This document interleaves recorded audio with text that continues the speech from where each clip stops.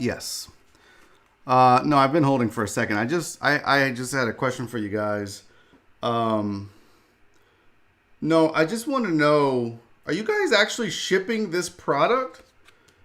Because I don't know that this is appropriate. I don't think, no, he's 6 months old. I don't think sending him catnip joints is appropriate. I don't care if he ordered it. Listen, I gotta go. You'll be hearing from my lawyer as soon as I find one and have the money to order. This is outrageous. Do you hear me? Absolutely outrageous. I have to go. What's up, everybody? Welcome to Barry on Deck. I tell you what, man, this cat is going to be the death of me. Thank you guys for being here. My name is Barry Laminack.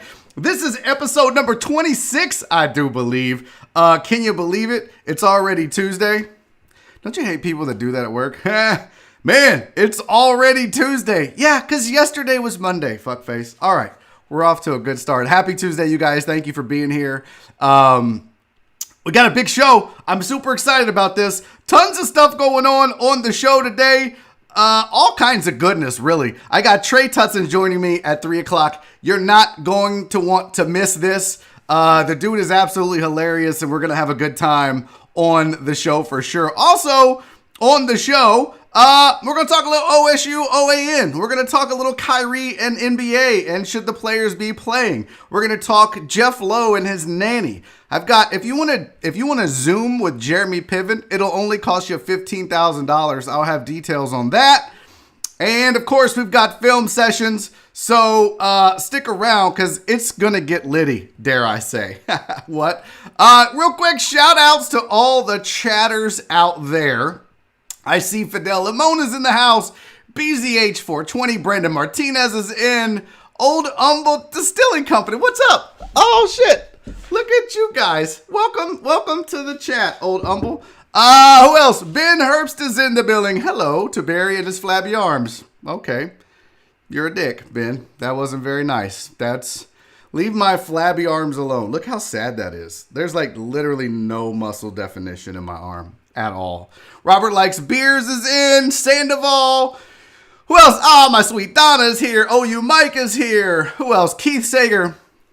Keith sent me some good stuff. Cowboy Fam is in the building. Chris Householder. Josh Fernandez. Who else? We got Crystal Collins. Andrew. The list goes on. Walt. Jen. Richard. Total Dallas. I think I already said that. Boy, it is. Clarence is here. Hey guys, what's up? Prominence is here. Oh shit. We got our first super chat already. And it is from my sweet, sweet Donna. Thank you so much for this. She said, I ordered my Hemp Vita last night. My order shipped today. Wow, that's great service. I'm telling you, man. They're unbelievable. They really are. They're on top of it. Somebody said they sent a handwritten thank you note along with it, which is always a nice touch. So I love my guys over at Hemp Vita, man. They take care of the deckheads. So yeah, I'm glad, Donna, that you ordered. Thank you for the support. And I'm glad that they shipped it already. Crystal Collins said, I'm spending my birthday money. Here's a super chat. Well, first of all, sweetie, thank you for the super chat, but you didn't need to do that. You didn't need to do that at all. You are too kind. I really hope you did have a happy birthday. I really do, because no one deserves it more than you. And it sucks having to spend it in quarantine. And trust me, I know. It's just a couple weeks ago, you guys know my birthday was there. What's up, Dr. Dre on 290? Jorge is in. Hey, real quick, can I give a shout out to the chat moderators, Jeremy Benninger and Luis Zelaya? They do a fantastic job keeping shit fun. And, but keeping it in check. So, Wesling's in the house. What's up, John Wesling? He said, hey, Barry, have fun today with Tre. Oh, I plan to, man. Tre is a killer. So this is going to be a hoot for sure, which is one of Tre's favorite words. That's not true. All right. Not a lot of show updates, kind of slow going right now, and that's okay. I've got all the mailings out. If I have your address, and, there's just, now we're just making shows and having fun. So, let's get into it. Hell, let's do it right now. Let's get to some sports. Because look, this whole Mike Gundy, OSU, OAN network thing is, but by the way, can y'all see that? I cut myself with my straight razor shaving my widow's peak today about 15 minutes ago.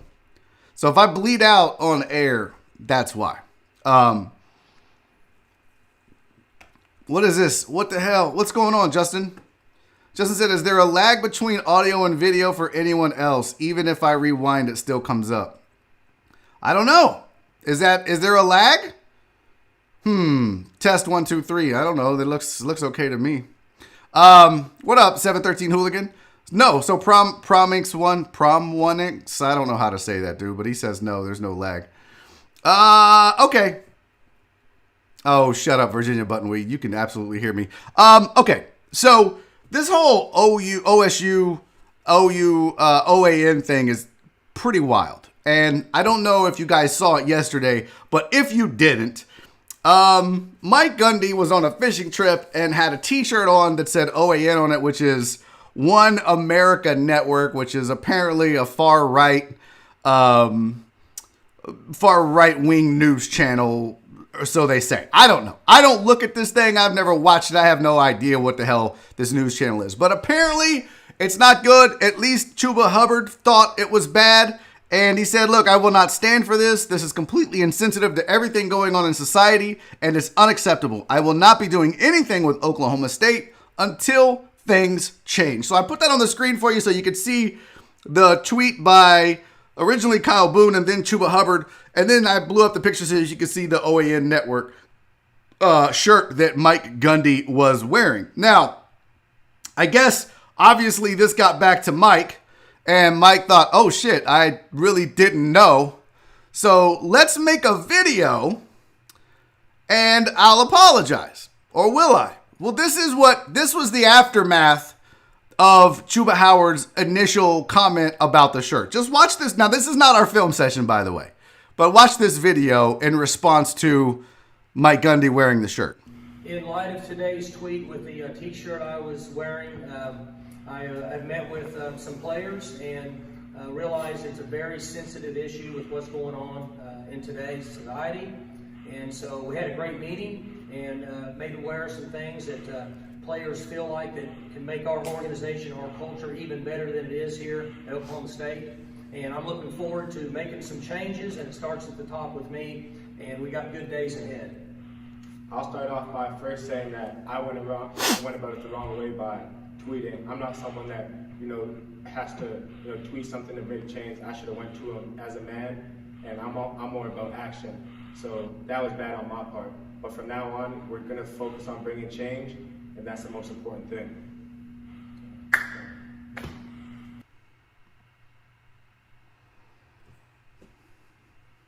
That was weird.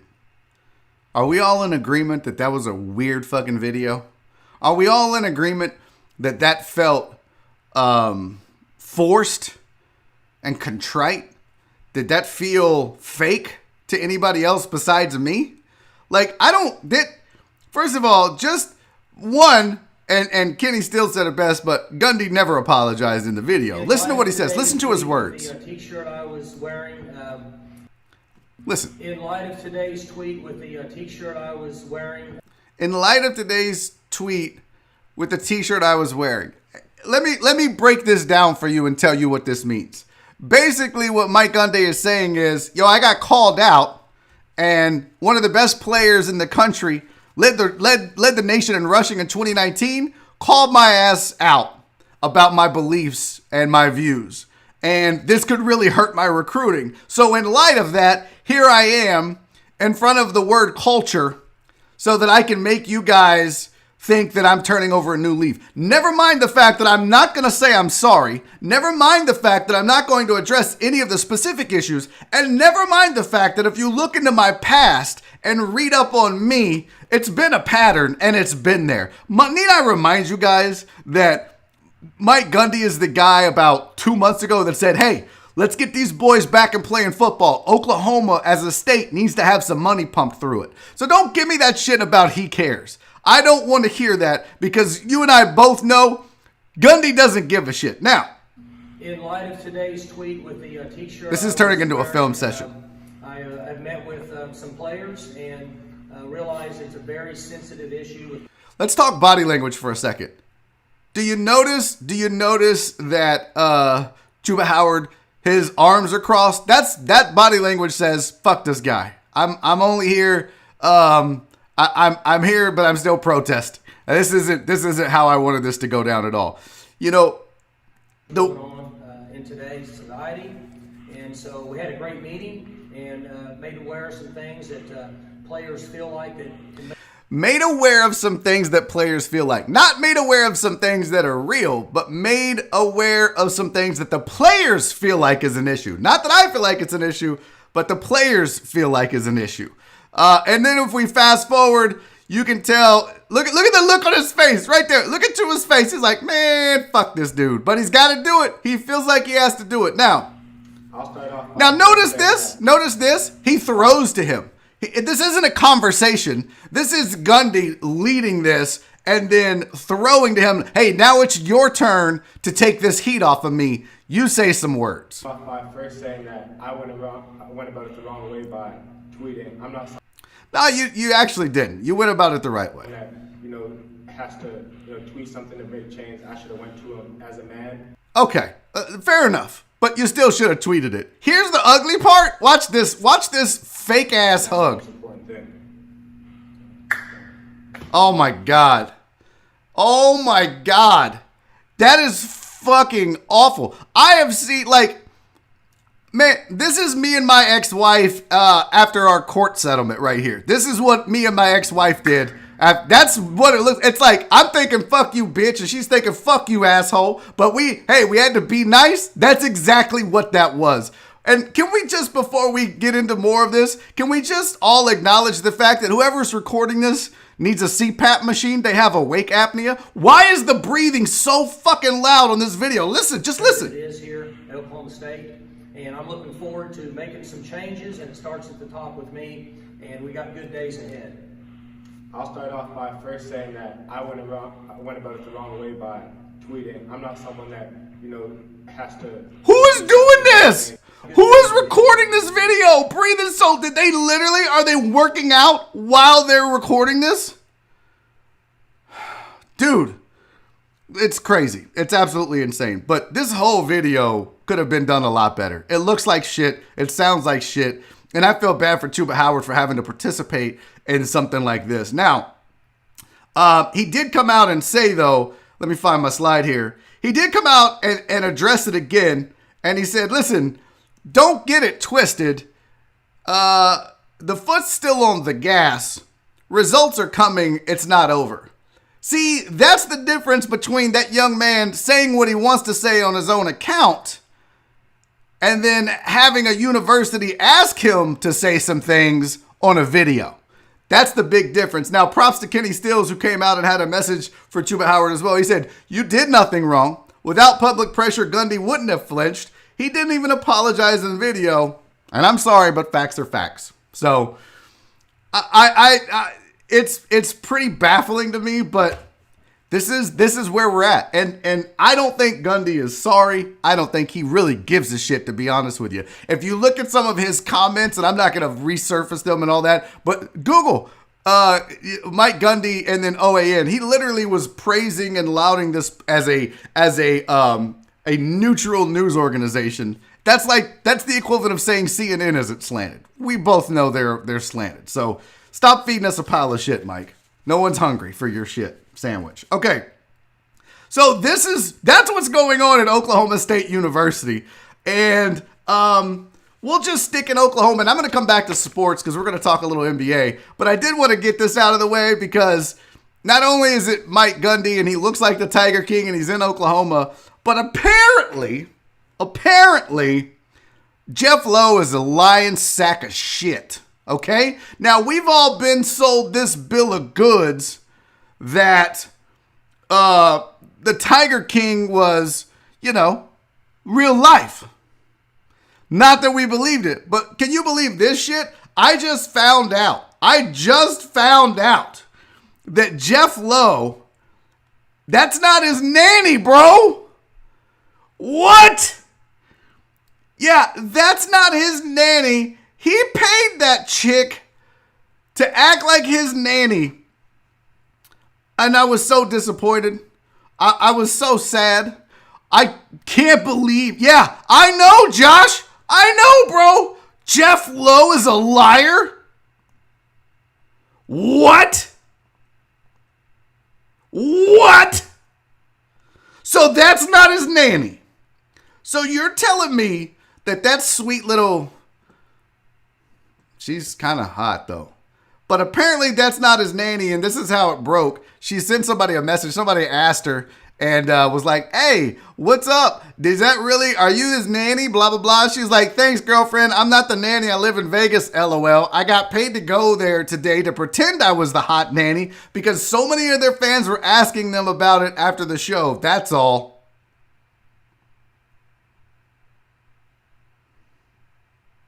What is this world coming to when you can't trust a man that owns a tiger zoo? And yeah, Neil, you can't trust a man that wears affliction anymore? Is this the society we're living in? I can't trust a man with white stitches on his jeans and Ed Hardy shirts and fake tattoos and real tattoos, and he's probably in his 60s, but he's acting like he's in his 30s. I can't trust this man now? Is this the society I'm living in? Oh boy, that was pretty. But man, let's all just truth pill for a minute. She's hot. She's smoking hot. I was surprised. Only 250K on Instagram. She should have more than that. Way more than that. But yeah, I don't know how much she got paid, but that supposedly was the nanny, and that's who we're supposed to believe that Jeff Lowe and his weird ass wife or girlfriend, I don't know what she is, were banging the nanny. Come on. No, I don't even think Jeff and that other chick are banging. Whoever, is it his wife? I don't know. Is that his wife or his girlfriend? I don't remember what it is. But look, are you telling me that I can't trust a man that still has an iPhone earpiece in for a photo shoot, and he wears a hat like that, and he wears glasses like that, and a leather Harley jacket in Oklahoma in the summer? I can't trust that guy? I don't know. I don't know if this is the society I want to live in anymore. Seriously, I don't get it. It's sad. All right, let's get to some more sports talk for you guys. This is becoming a big deal in the NBA, and I had Kelly Eco on the show yesterday, and if you missed the show, you can go back and watch it. Or I actually made a recap. I've been doing that, by the way. I don't know if you guys have noticed this, but for those of you that missed the show and can't watch the whole thing, I started making recaps. They're about 30 minutes long. I'm probably going to try to shorten them to 20 so that you can watch the whole show in 20 minutes if you can't make it live. I would appreciate it if you made it live. That's kind of the whole point of this, is to all of us to hang out live in the chat so that I can see what people are saying. Like Sergio says, the Easter Bunny don't trust Jeff Lowe. What? Yeah, it's bullshit. Yeah, so that's why, but I started making recap videos for you guys if you want to watch just the best parts kind of, and maybe later I'll do some best of stuff from those, because on the Discord where it gets litty, people were asking for maybe a best of monthly, quarterly, or whatever. So I didn't want to get too far ahead of myself. It's like dropping a greatest hits album after your first album. I don't want to do that just yet, but I'm working on it. I'm trying to give you guys as much content and as much access to it as possible. Now, let's talk a little NBA. Yesterday, I had Kelly Eco on the show, and we talked a little bit about Kyrie Irving and Avery Bradley and some other members of the NBA Players Association are not necessarily on board with the full plan to come out and play in the NBA bubble in Orlando, Florida. Not just because it's not healthy, but also because they feel like it detracts from the message that they're trying to send right now about racial injustice in this country. Now, Woj and several other people were talking about the fact that, hey, this is, it's just Kyrie and that's it. And Woj kind of didn't apologize, but he kind of came out and said, I may have been wrong on this. There might be more players on board with Kyrie than I thought at first. Check out this video that was on ESPN. I think he's speaking for more people than we thought, maybe even a few days ago, Scott. And I think some of those people have spoken up, but there is another undercurrent of player in the league, and they're not just lower level young players or journeyman players. I think there's another tier of player that is very in tune with what Kyrie Irving, Avery Bradley, what they're talking about. Scott, there's not great enthusiasm among players in this league about going into the bubble, about all the things that are going to come with it, especially on the teams who are not competing for a championship. And it is certainly a sense you get in talking to players, good players in the league, more, I would say, here in the last week. And I do think on some level, Kyrie has tapped into some of that. And it's on a multitude of issues, Scott.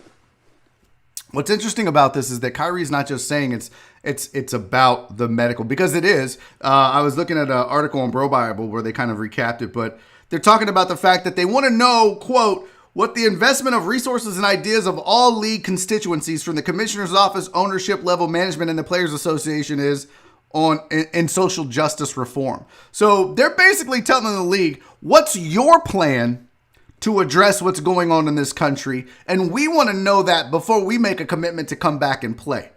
Now, there is also the concerns of the bubble and health and putting people's lives and their families' lives at risk and in jeopardy. And that's part of what Kyrie and this growing faction, not my words, theirs, not Kyrie's words, but excuse me, ESPN's. There's more concerns here. Now, if you didn't also see it, Charles Barkley came out and basically said the same thing I said yesterday, which is, if you're not around, the cameras aren't on you, your message can get, you don't have as many opportunities or as many eyes on you. So take a look at what Barkley responded to in regards to Kyrie and Avery Bradley and this growing faction of players. I think it'll be stupid to not play for two reasons. Number one, if they don't play, they're going to be out of sight, out of mind for the rest of the year. There won't be no cameras following. And, LeBron is probably the most famous athlete in the United States.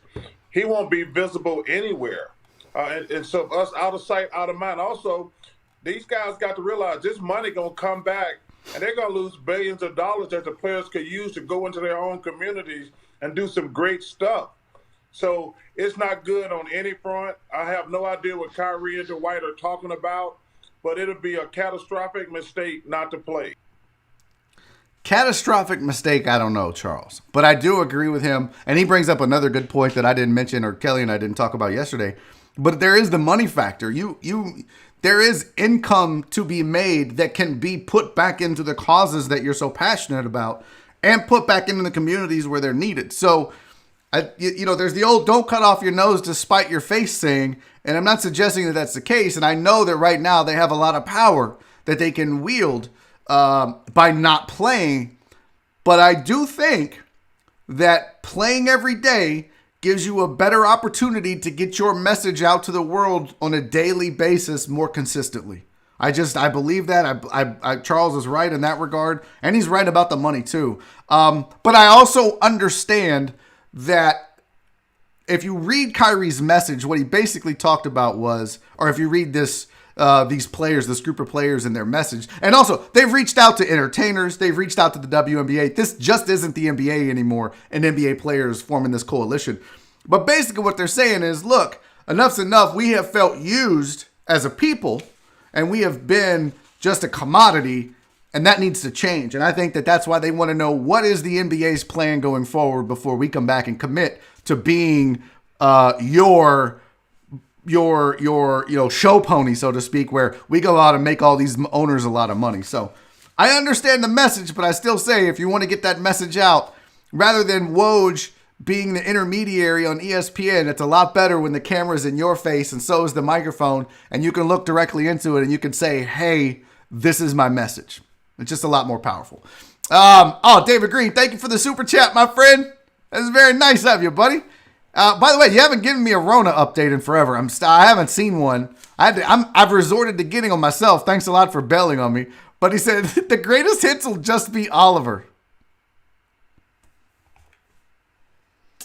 Can one of the mods block David Green out of the chat? But jerk. What is this? Oh, this is hilarious. I don't know if it's George or Jorge. I say it both. God, you guys. Okay, until you guys start sending me how to pronounce your names, you get what you fucking get. Okay, George J, Jorge. Yeah, that's what you're gonna be from now on. You're gonna be Jorge. I hope you're happy, George/Jorge. You're Jorge now. All right. Real quick, before we get, I've got a backlog of videos, just so you guys are aware. A fucking backlog of videos. But we can't do that until I tell you guys about Hemp Vita. And I'm so glad Donna got her order already shipped to her. My good buddy Andy Huggins reached out to me and was asking me about Hemp Vita and does it work? And I told him, yeah, Andy, if you're having foot problems, that's exactly what Nora has. She's got ankle issues and she uses their gel and it works great. I just ordered her some chapstick. I just got the drops for Oliver, so during thunderstorms. If you've not tried CBD yet, but you're considering it, now's a good time to hop on board. You got to go to hempvitacbd.com. Use promo code DECKHEAD. You're going to save 15%. They're going to ship it to you right away. It's fast. It's great. And look, don't take my word for it. I can sit here and preach to you guys for a full 60 seconds, but look at my screen. I took the gummies too late and slept really hard. That is Chris Householder on the just on his own telling you guys that the gummies work great for him. He overslept.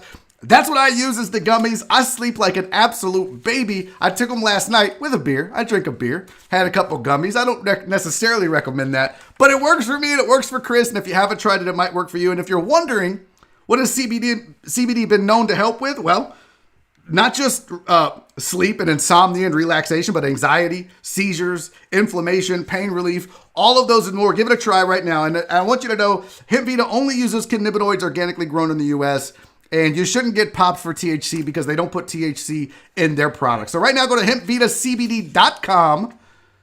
Get your order in. Use promo code DECKHEAD. You're going to save, or DECKHEAD15. You're going to save that 15%. Go do it right now. Support Hemp Vita CBD because they're supporting Barry on Deck. All right, back to the show. I did want to show you this.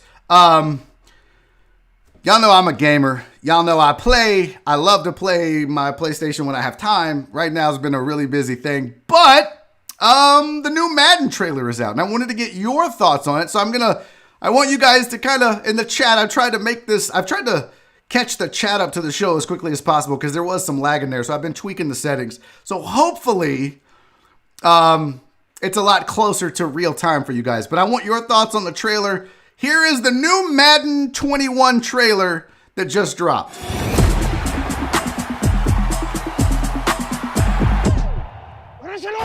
Jackson gonna take it himself. Spins inside the 5. Dives for the end zone. Touchdown, Ravens. Automatic is a habit, you should know it's automated. I've been getting to it, I ain't noticed y'all tape. Brand new chick, she don't know that I can face it. I just wanna know that I can hold a conversation. Listen to the feedback now. Told me that she good, she don't need Jack now. I'm real proud of this shit, she good, cause she good to the place that you had today. They been trying to tell me about this and that. I ain't chatting with you, we ain't going tit for tat. Trying to tell me how to get in the bag. Go and get in the bag, but get in the I'm just hoping she don't feel cause what she do, I don't know what I'ma do. All that I heard that y'all was talking, it was typical. Cause I'm open to it. I know that you're missing, but you gon' get through it. I can help you with it if you need that. Go and bring the beat back. Go and bring the beat back. Go and bring the beat back. Automatic is a habit, you should know it's automated. I've been getting to it, I ain't noticed y'all was hate. Brand new chicks, you don't know the occupation. I just wanna know that I can hold a conversation. Try and tell me what you know about me. You don't know nothing, keep it real with me. I really like this song, I'll tell you that. Okay, cool, you can sell that shit. What y'all think? Do you like it? I kind of like it. I'll tell you one thing that I did like about it. Let me pull up this thing again here. One of the things that I did like about it is I feel like the graphics took a pretty decent step forward, and let me tell you why. You can even see wrinkles in the pants and shirts now. That's pretty dope. That's not something that I ever really noticed before. Maybe that was there, but I haven't played in a couple years. But I mean, you look at the grass, that looks pretty nice. I think the graphics are a nice step up. I still say some of it looks animated, like early on when you see, there you go, right? When you watch Andy Reid clapping, it just doesn't look right there.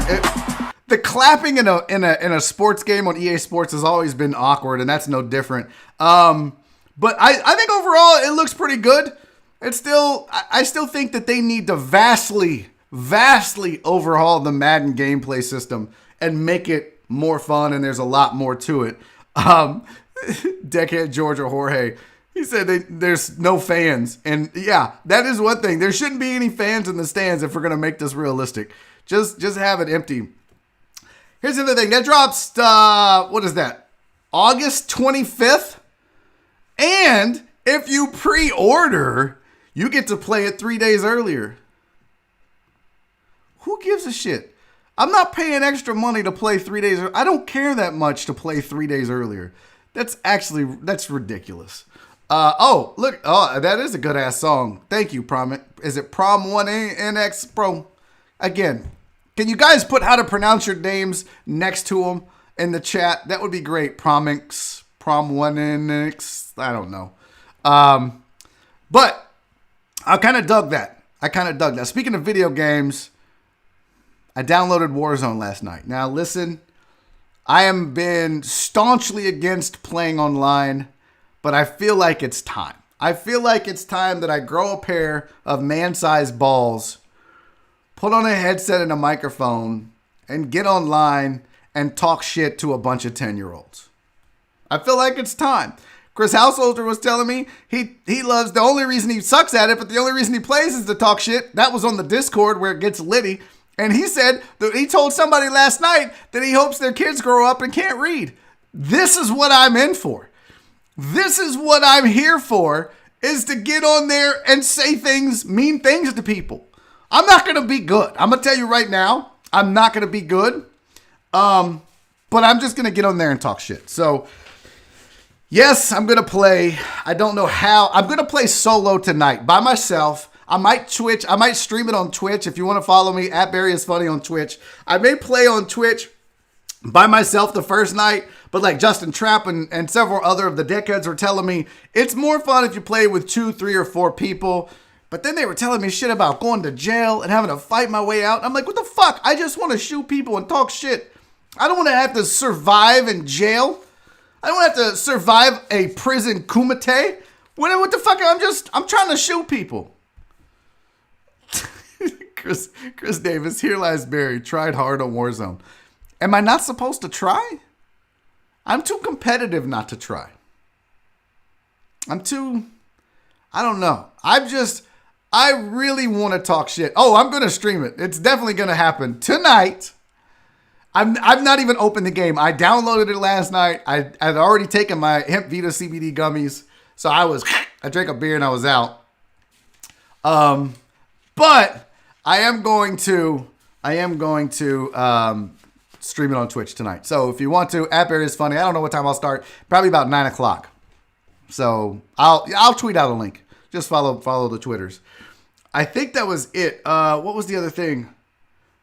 Yeah. Real quick before we get to film session. So this is pretty wild, but if you want to talk to Jeremy Piven personally on Zoom, then you can pay $15,000 and he'll have a conversation with you for 10 minutes. That's a fact.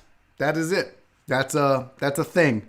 $15,000 for Jeremy Piven from Entourage to talk to you for 10 minutes over Zoom.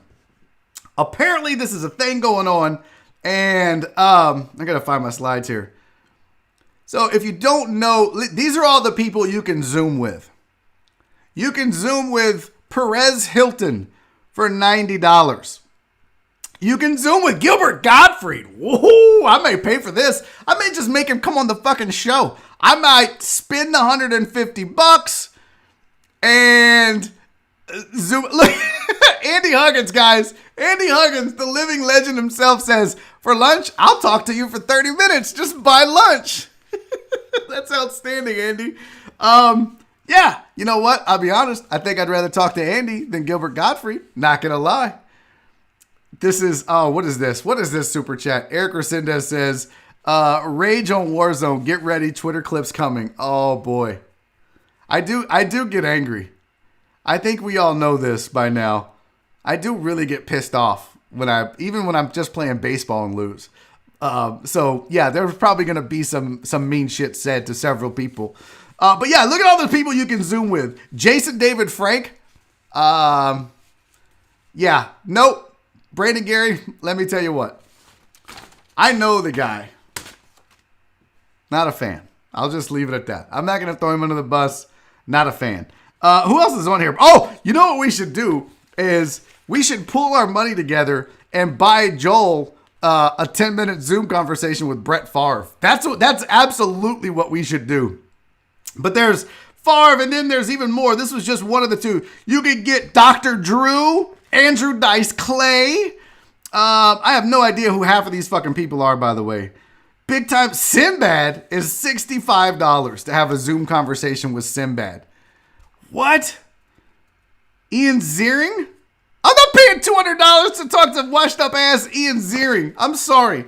I don't even know who Granger Smith is or Lauren Zima. Ethan Zahn. Let me see. How many people do I know on this page? I don't know Pat Green. I don't know Ethan Zahn. I know Dr. Drew. I know Dice Clay. I don't know Sasha Farber. I don't know Jonathan Frakes. I don't know Wes Bergman. I know Tony Hawk. That's 3. I don't know Big Ed. I don't know Big Time Tommy. I know Sinbad. I don't know Lauren Zima. I don't know Granger Smith. I don't know Charlie Coyle. But I do know Ian Ziering. So what do I know? 5 people on this whole page? Here's the crazy thing, is there's a whole website that I looked up. I'm going to try to share this with you guys. So this whole website thing here is pretty wild, but this is, no, that's not what I wanted here.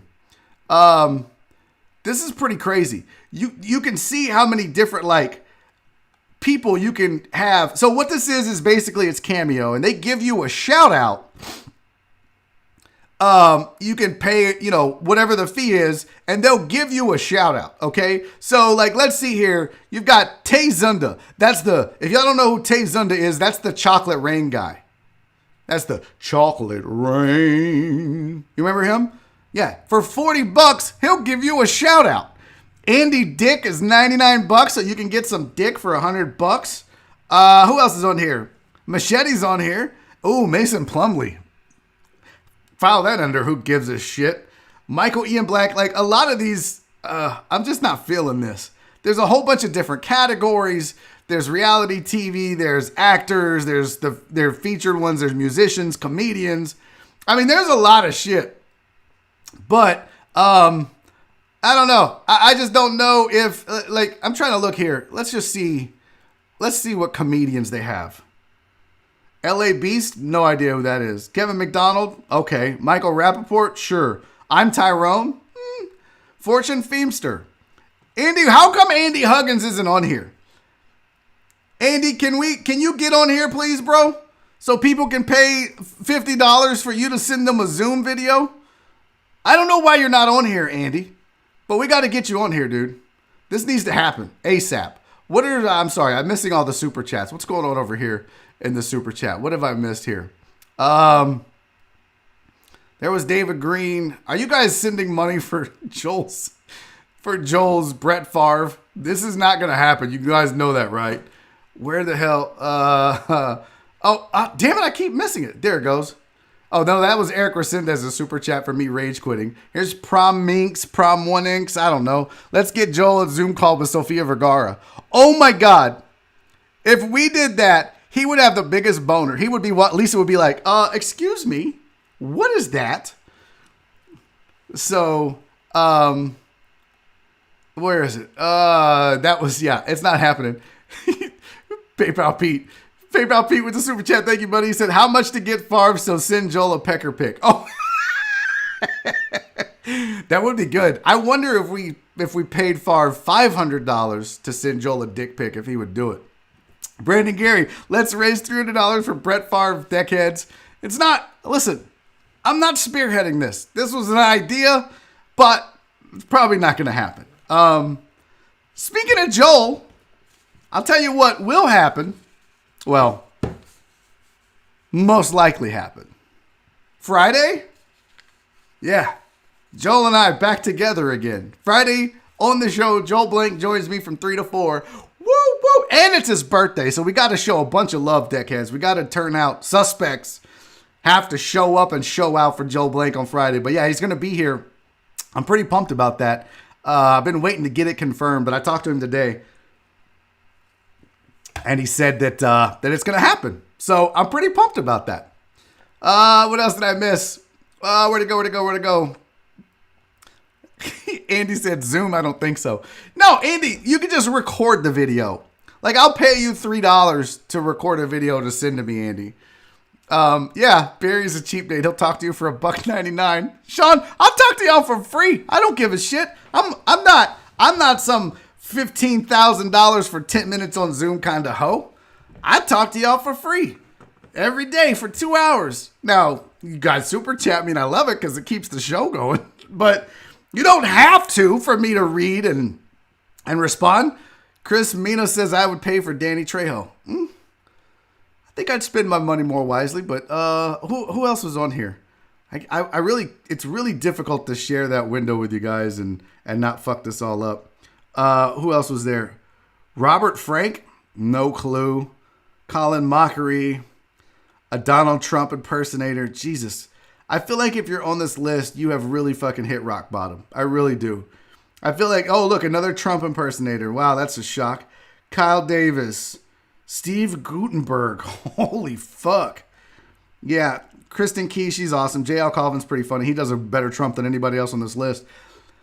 Yeah, I don't know. Outside of Gilbert Gottfried, there's really not a lot of people on here that I would be real interested in paying money to have send me a Zoom or anything for that matter.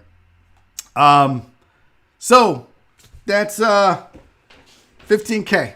Jeremy Piven. I think I told you guys my Jeremy Piven story. Should I tell you now, or have you guys heard the Jeremy Piven story?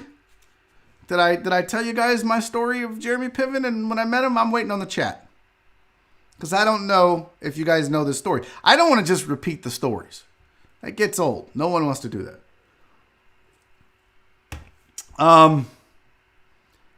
So, man, that thing is. Whew, that hurts. Okay. Haven't heard the story.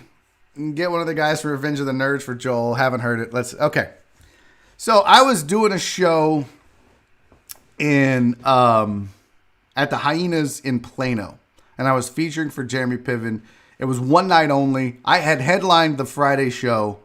And then he was headlining the Saturday show. So I was going to feature for him on the Saturday show. So I get there and of course, no one can go in the green room, which is, by the way, it's the green room and an office side by side at this club. So you can't help but run into each other, right? So he's in the green room with the door closed because he doesn't want to be bothered because he's a big time star. And I'm out in the office and then the door opens and he goes, "Hey, do you know any places to eat around here?" I'm from Houston. We're in Plano, Texas. But I was like, well, I know there's a Starbucks, and then I know that... No. This was Dallas, not Plano. But I said, I know there... No. It's Plano, my bad. I said, I know there's a Starbucks, and then next door is a little cafe/bar with some bar food in it. And he goes, I don't want that. I want real food. And I was like, okay. What kind of food do you want? He goes... I don't know. Food? And I was like, I don't know why he's being such a dick about this. I was like, well, bro, I'm not from around here, but I imagine you could Google it and find what you're looking for. And I turned around and I walked out. I was like, man, fuck this dude. Bro, I don't know you. You don't know me. I'm not from here. I'm trying to help you out, tell you what I know about. You're over here. I don't know what you want. You could want sushi. You could want a hamburger. You could want to eat ass for all I know. I have no idea. You didn't have to be rude to me about it. So I just said, Google it. And then I walked out. And so I think he kind of felt bad, or when I snapped at him, I was like, I don't know, Google it. And I walked out. I didn't, oh, Mr. Piven. I was like, fuck you, bro. I'm like, meeting guys like that don't really faze me anymore. Just with the job I had in radio and meeting so many celebrities and athletes, you get numb to it. So meeting him, and I never watched Entourage, so it wasn't like if I met Ice Cube, I would be like, I'll make you whatever you want. I'll go buy a goddamn Coleman stove and I will set up in this green room and I will cook you dinner, Mr. Cube. Now that'd be different, but I don't know this cat, and your comedy don't impress me either, bro. If I'm being real, It ain't that funny. Run tell that, okay? So I guess he gets word or he realized, man, I was kind of rude or whatever. So he's trying to be nicer, and I'm not upset. I'm like, okay, that's cool. What was crazy is he had never sold merch before. And so they tell me that I can't sell merch. I can't sell my shirts and shit. And I was like, what? And so I was like, well, what if I just go outside? They didn't want me competing with his merch sales. I'm like, bro, nobody's going to not buy his shirt because they're buying mine. It's Jeremy Piven. They're going to buy his shit. So I was like, can I just do it outside? They were like, yeah. So I go outside and I'm selling my shirts. And he comes outside, I guess, to hang out or smoke a cigarette or talk or whatever. I don't think he smokes. I don't know. I don't know why he came outside. He goes, oh, I was wondering what you're doing out here. And I was like, yeah, they told me not to be in there with you. And to his credit, he was very cool. He goes, oh, man, you should have been in there next to me. You would have sold a bunch more shirts. I was like, well, they didn't want me to bother you. He goes, that was stupid. I was like, oh, that's cool. And he goes, so what kind of shirts do you have? And I was like, I don't know, bro. I just, it's just a joke I do on stage. He goes, no, like, what's the brand? And he gets one of my shirts. He starts looking at me. He goes, man, your shirts are so much nicer than mine. He gets his camera out and he starts taking pictures of the tag. I'm like, bro, how do you not have a whole merch team? How do you not have an entire stable of people doing this shit for you? I'm a one-man show. Everything I do is solo. Everything. Fucking Barry on deck, comedy, act, whatever. I'm a fucking one-man show. You're Jeremy Piven, bro.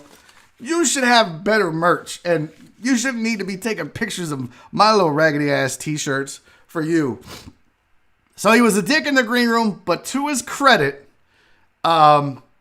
he ended up kind of being nice.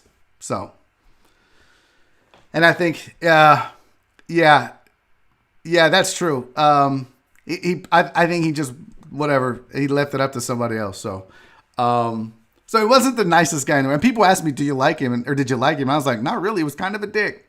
And the story is true. Like, he was kind of a dick. He never apologize for snapping or anything like that, but I didn't expect that. But, yeah, he was kind of a dick for no reason about food. Like, I can read his mind what he wants to eat. All right, so that's my Jeremy Piven story. Before we get to the film session, guys, I would like to tell you guys about beerchronicle.com. I am so pumped. I wish I had my glass in here to show you guys, but I got to meet Chris on Saturday. We briefly met and touched elbows. It was non-sexual, but he gave me a glass and a bunch of beer to try. I'm going to bust one out this Friday since it's drinking on Friday day.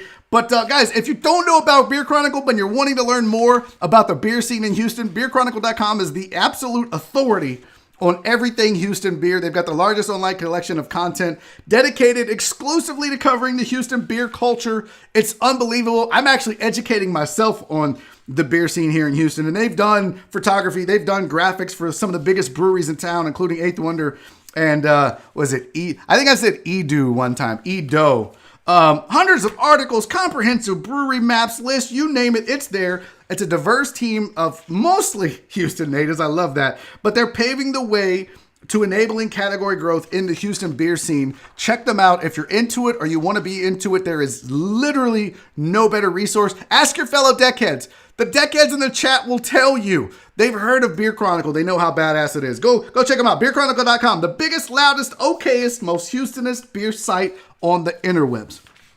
Speaking of great sites on the interwebs, I do have to give a shout out to my guy, Brian Lamb at NFLDraftLounge.com. His mock draft for 2021 is already out. Suck it, everybody else. No one is releasing their mock draft yet. Brian Lamb beat you to it. It's really good. And I think there are a few surprises in there. Go check it out. NFLDraftLounge.com is your source for everything NFL draft related, period. End of story. You need go nowhere else. They've got great articles from this past draft, already articles for this coming up draft in 2021. Plus, they're a member of the Infinity Sports Network, so they provide draft coverage for different blogs across the ISN platform. They've got a podcast, literally everything and anything NFL draft related. Go check it out right now, NFLDraftLounge.com. Because you know what? When you support NFLDraftLounge.com and BeerChronicle.com, you are supporting Barry on Deck. Those guys are nice enough to step up and sponsor this show. Please give them a view. Go check it out. You might find something you're really interested in. And keep going back. I encourage you to do that. Okay, it is time.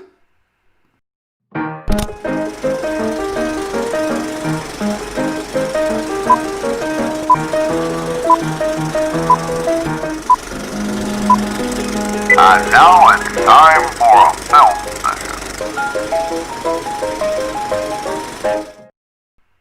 Alright, so I've got so many choices that I really don't know which one to go with here. We've only got about 8 minutes, so I'm probably only going to do one.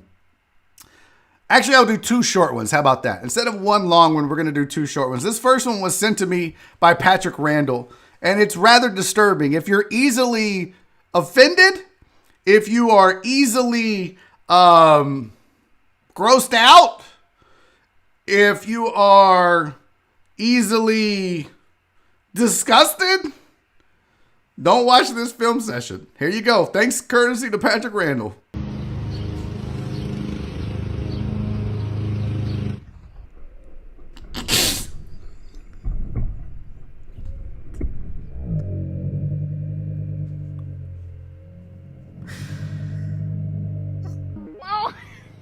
Yo, what the fuck is going on? There's so much happening.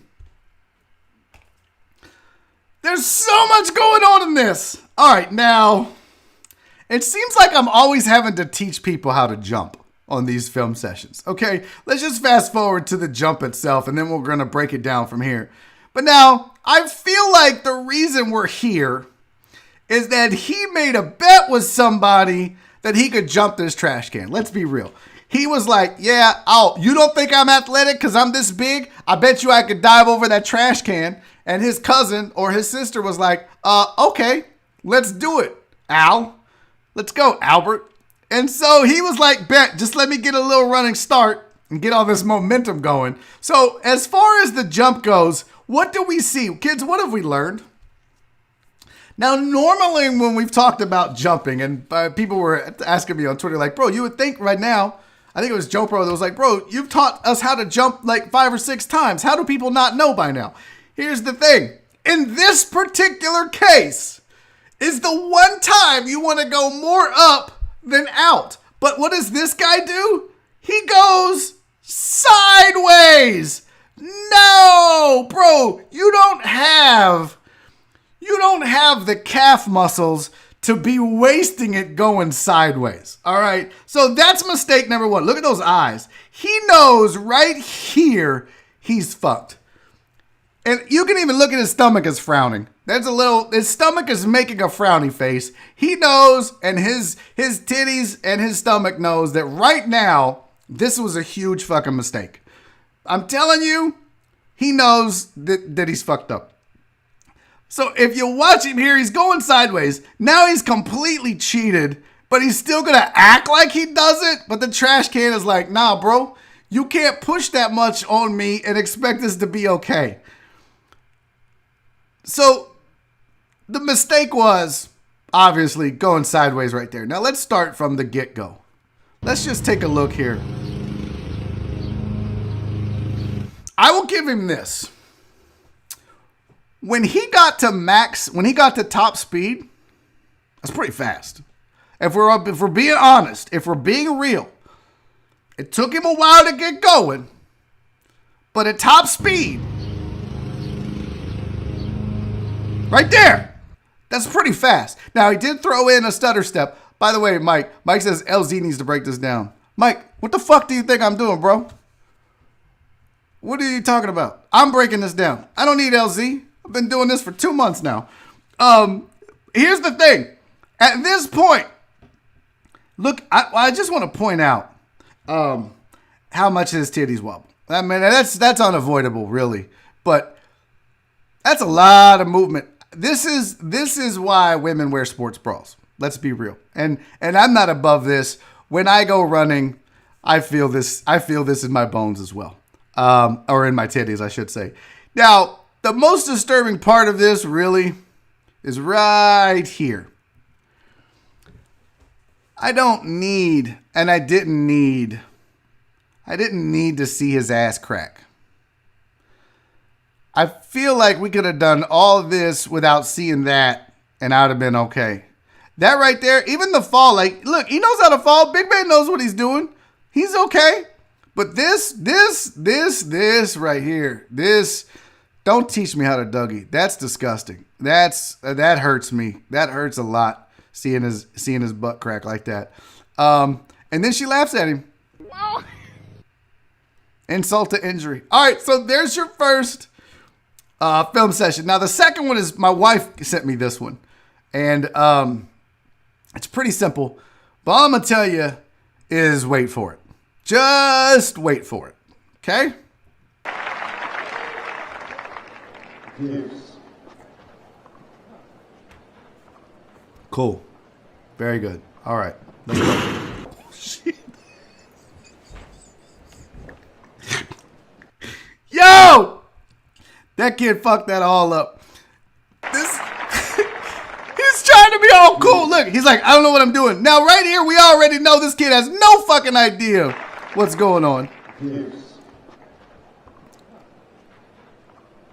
Now, look, he's got the ball, and he's like, all right, I made it. Uh-oh. Now, here, we've got an issue. That you can see the dust kicking up. That's bad news. Right here. Oh, my God, damn, that's so loud. Look at that. Nothing protected his head. Look at that. You look at it. Look at it. Right there. Right there. Holy shit. That hurt so bad. Oh my God, that hurt so bad. But my favorite part is the guy turns around like, what the fuck was that? And he's like, I'm sorry. No, he's not holding his face. He's not like, oh God, bless him. Poor kid. Look at the look on his face. Sorry about that. That's so great. Oh shit, we got to get to a break. Tre Tutson's going to join me next. That's outstanding. Oh my God, that's good stuff. My wife saw that on Instagram and sent it to me. So, all right, we're going to take a 5-minute break right now. You guys know the drill. Do not go anywhere. We're going to come back. I'm going to have Tre Tutson join me. And for your break today, I actually went and downloaded an entire 5-minute set, a little bit more than that. So this break is actually going to be a few minutes more than 5 minutes because I want you to get the full set from Tre. So stick around, 5 minutes. I'm right back with Tre Tutson. He's hilarious. We're going to have a great second hour of the show. Don't go anywhere. This is Barry on Deck. I'm Barry Laminack. We'll be back right after this.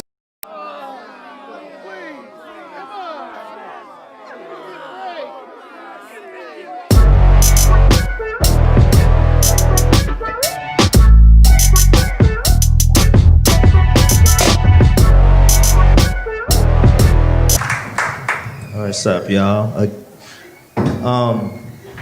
So I've been trying, my name's Tre, been trying to be a better person. So I've been hanging around different people.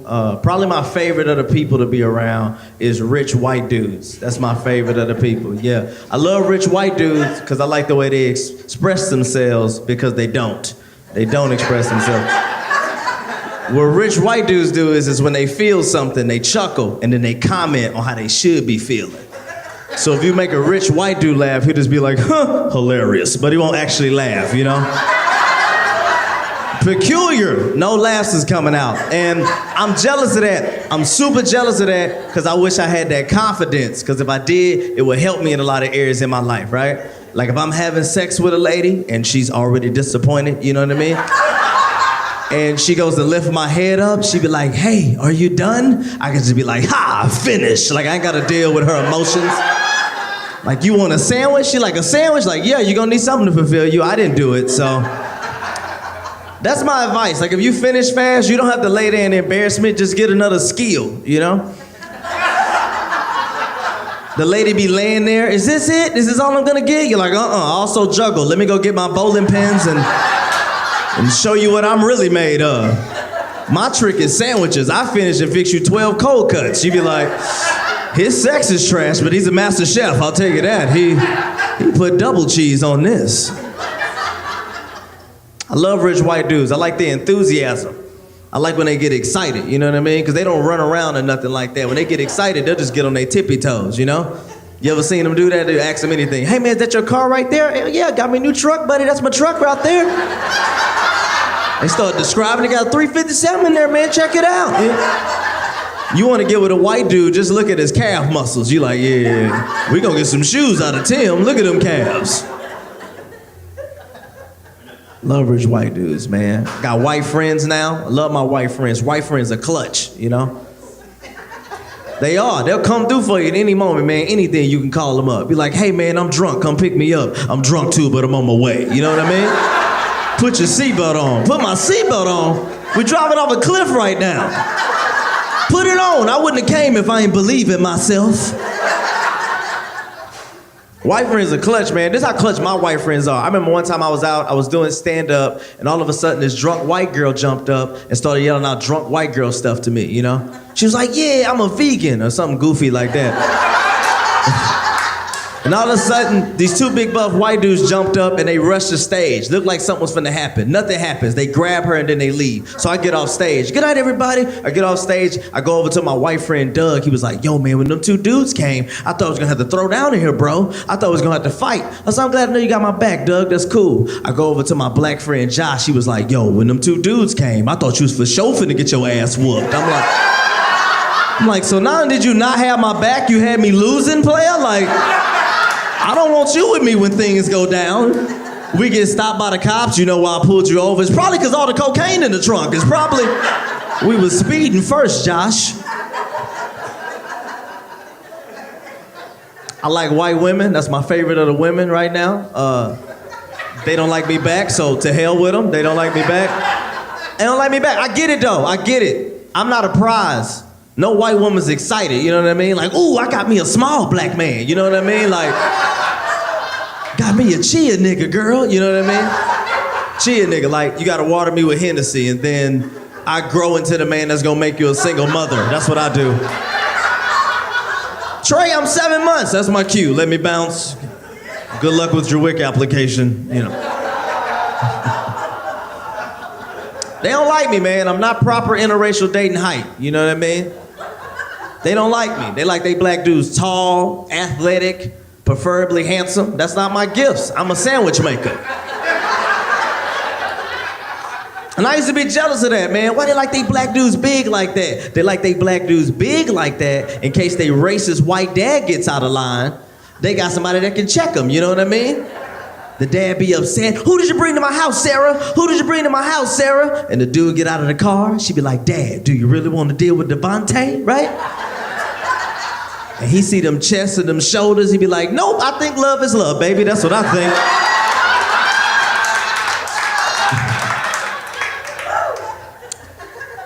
Love white women, man. Love white women. But I got a black wife. It's fine. It's cool. I'm safe. She's just not what I want. You know what I mean? She's not what I want. I have a black wife. I wanted a white wife, but I got a black wife. Having a black wife when you want a white wife is like asking for a Mercedes and getting a black wife. It's just not what you want. It's not what I ordered. Y'all were fun, guys. Thank y'all so much.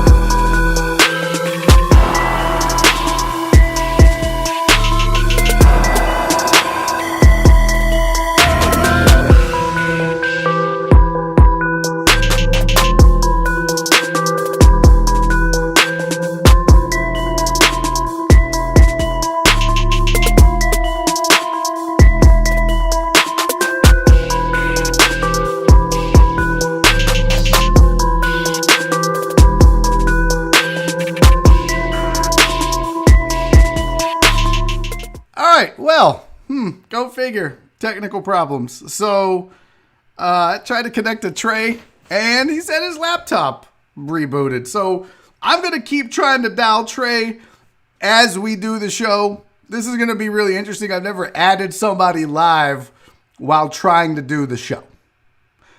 So let's hope we get him added at some point, because I keep trying and it keeps saying offline. What are you going to do? This is live, not TV, live internet, live, I don't know. All right, well, before we get to that, though, I do want to welcome a new sponsor to the program and thank them for reaching out and sponsoring the show. It's Gooseworks Screen Printing, and look, if you got a Barry on Deck OG t-shirt, then you got a shirt printed by Gooseworks and my guy Gustavo over there at Gooseworks.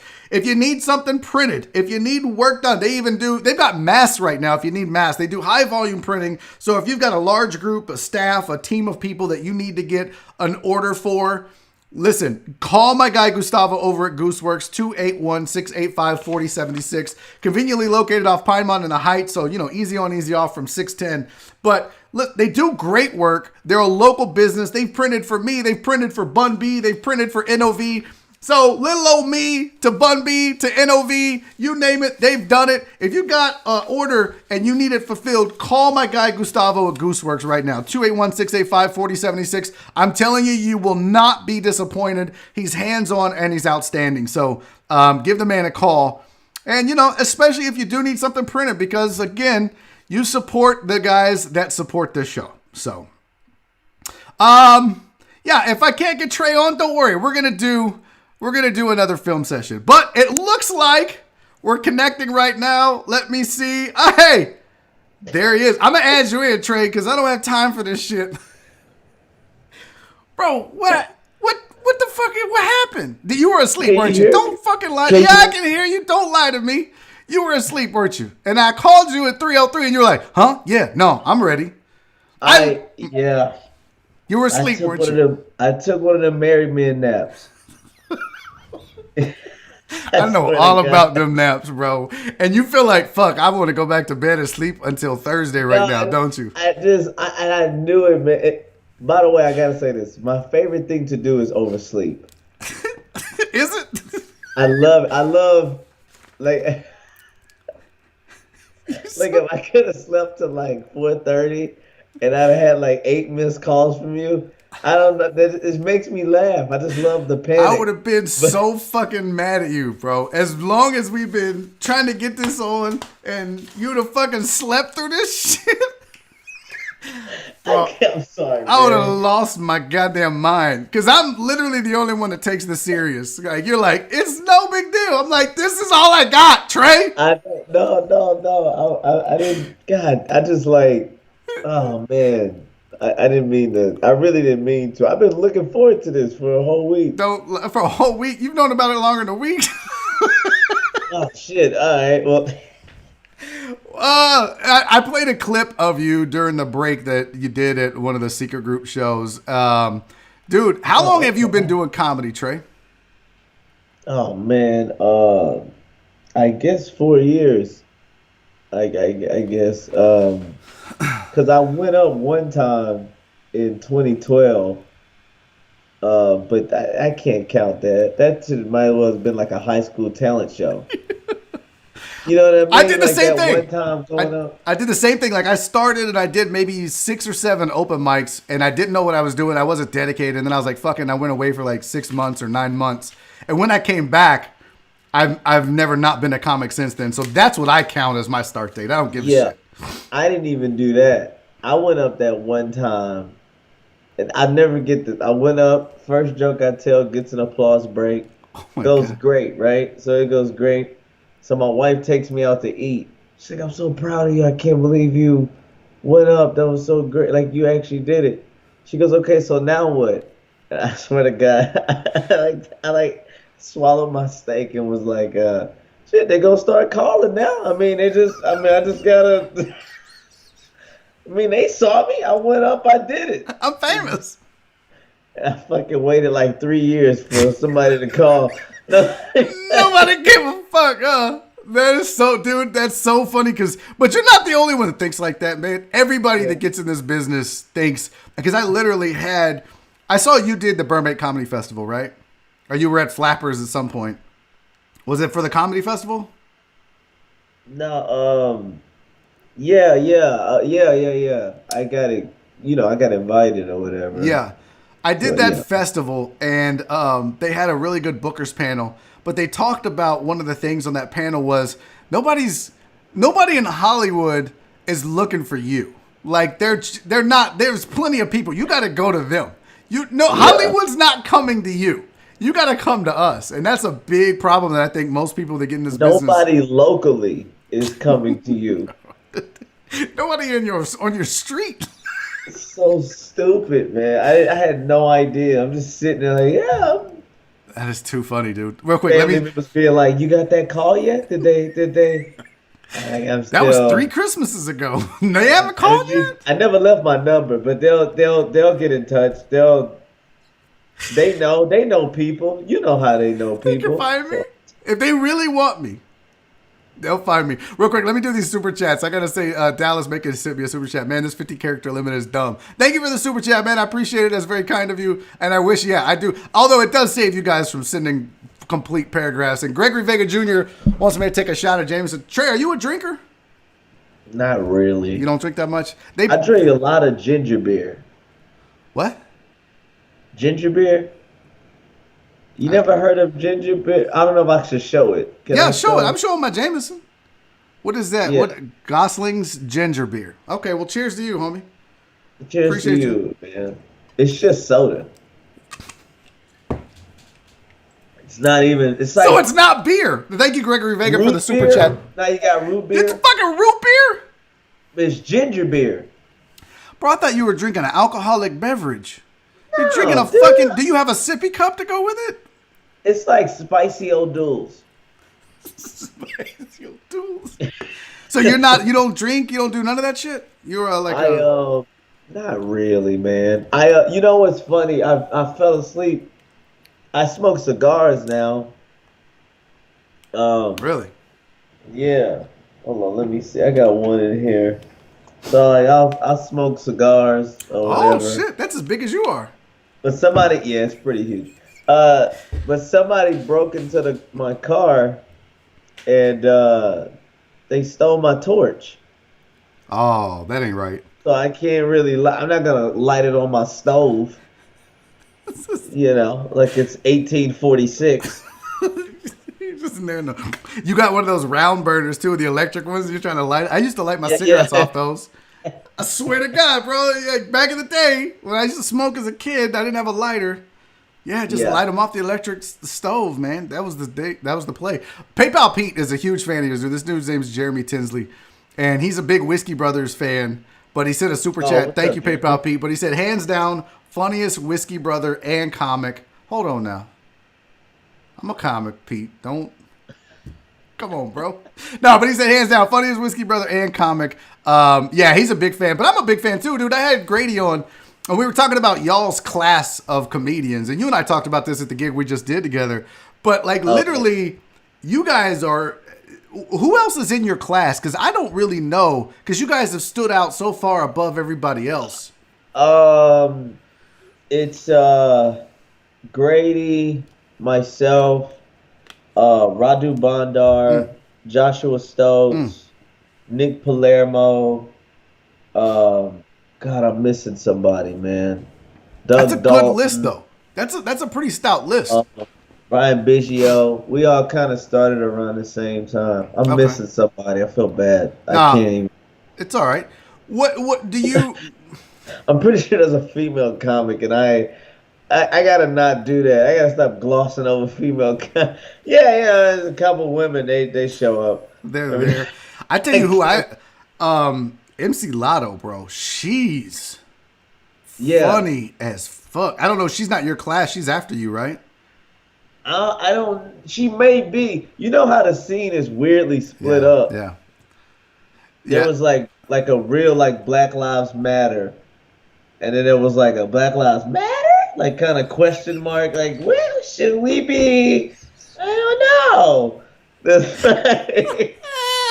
like two sides to it. There's some people on that side that like Ray, etc. I think I think all of those guys. I think they're all like we all kind of started around the same time. Oh, that's funny as but shit. I don't. You don't see those guys or whatever. Well, you're not a very social dude, are you? You don't hang out with a lot of people to begin with. Yes and no. If I hang, it's really only comics, but not really. I'm in the house. I'm hanging with my wife and whatever woman she decides we're hanging with. That's it. Yeah. That's so sad, dude. How long have you've been with her for forever, huh? I've been with my wife longer than most people do anything. Most people do school. Most people do school. School is most of your life. 12, 15, 16, sometimes, and those idiots that do like 18 years of school. Oh my God. There is nothing worse than somebody with a PhD. You're like, dude, you only know school. You have no real life training whatsoever. You know how to grocery shop? You have a PhD. What are your other skills? Have you ever paid a light bill? Like, you know nothing. I would love to see the amount of people that have a PhD that also know how to change a tire. I guarantee you. Like, what? Change a tire? What's a tire? Y'all met, like, when did y'all meet? What grade were you in? Because you do a bit about this on stage that's hilarious. And is it kind of true that y'all met that long ago? I met my wife when I was 8 years old. She was 7. That's a lie. We were in church. She was beating me up during choir rehearsal. Yeah, it's just been that ever since. She tricked me, though. Oh? Let me tell you something. I'm gonna tell you something real. Okay. Man, don't ever look anybody in the eyes and fall in love with them. Because you'll forget what the rest of them look like. You if you always don't fall in love through the face. Don't do that. Don't fucking do that, because everything else you're like, what happened? You don't start knowing about the rest of the person until other people tell you. See, my eyes are crooked. My wife had no idea. She had no other choice but to fall in love with other shit. She's like, oh my God, look at his elbows. She had to look at something else because I couldn't make full-on eye contact with her. I'm looking dead at her. She don't know. Eyes. We were talking about this at the show we did, and you have really embraced the whole crooked eye thing. And you do something on your Instagram, right? Pardon my crooked eye. Please excuse. See, I always fuck it up. I always fuck it up. Yeah. I don't think I've ever gotten it right since. You haven't. It's fine. But it's the whitest thing about you. It's like fucking up a black girl's first name.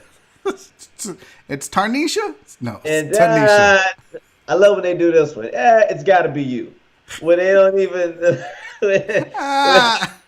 I'm going to school with not that many black people, so we have a black chick in class. They can't pronounce it's got to be you. There's no white.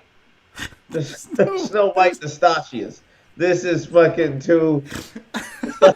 You got me snorting because that's so true. They're just like, Latavius? Yeah. You're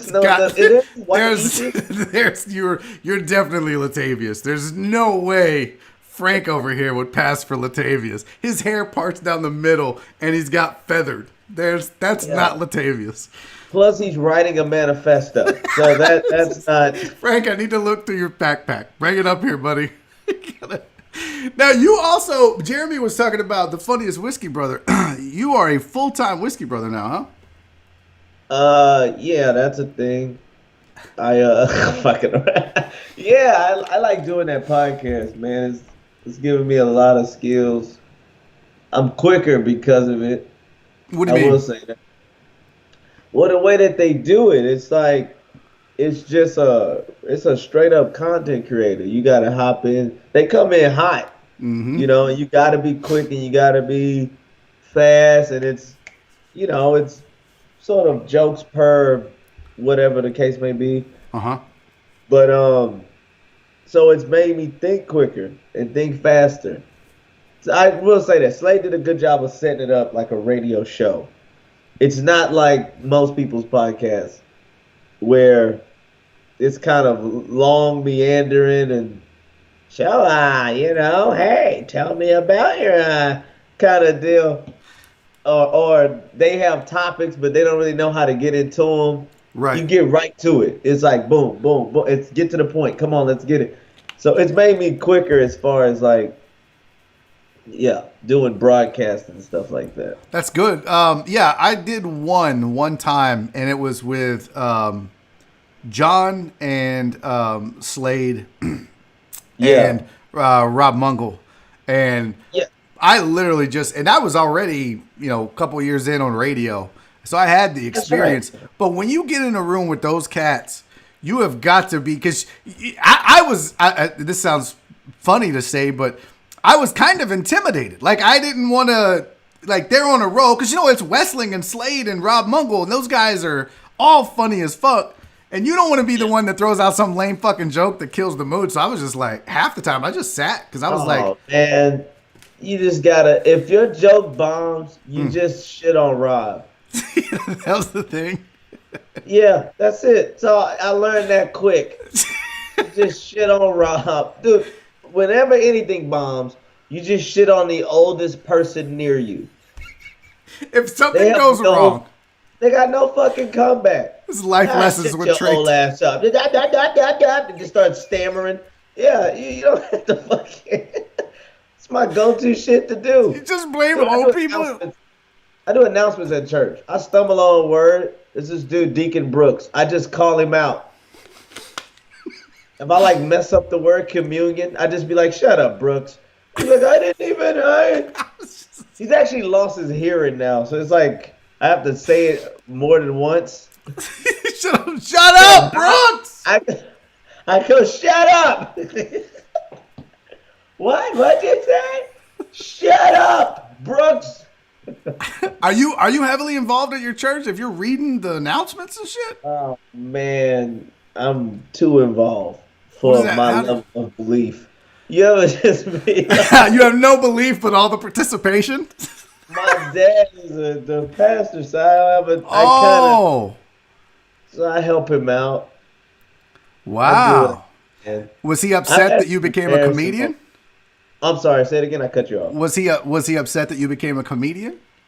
No, how can I put it? He was no, he wasn't upset. My parents aren't upset. They're embarrassed. Because something happened. I don't know what happened, but I became a truth teller. So they're like, I could never see you. I love hearing that you did some stuff, but they could never, they're like, I know he's telling the truth. And they don't want to hear that. My act is just about how they damaged me. Well, as of right now, it's been about how they damaged me, but it's because I'm cleansing. I'm trying to, I don't want to go to therapy. Dude. It's the funniest thing, dude. The truth is the absolutely funniest thing. I forget the most embarrassing moment. During announcements. Yes, please. This is what happened. Right? Me and my dad got into a thing because of this. So I'm sitting there, I'm reading announcements, and somebody hands me an obituary to read. Like, hey, there's gonna be a funeral coming up soon. So I get it, and I'm kind of off guard. I'm like, oh, okay, there's a funeral. I'm like, and I look at the date, and I'm like, wait, this person's like only a week old. And I was like, I didn't know you got a funeral if you only lived for a week. That's interesting. So look, Barry. So I open it up. Oh God! I'm saying this out loud because You said that into the microphone. I treat announcements like the news. It's like breaking news. There's a funeral coming up.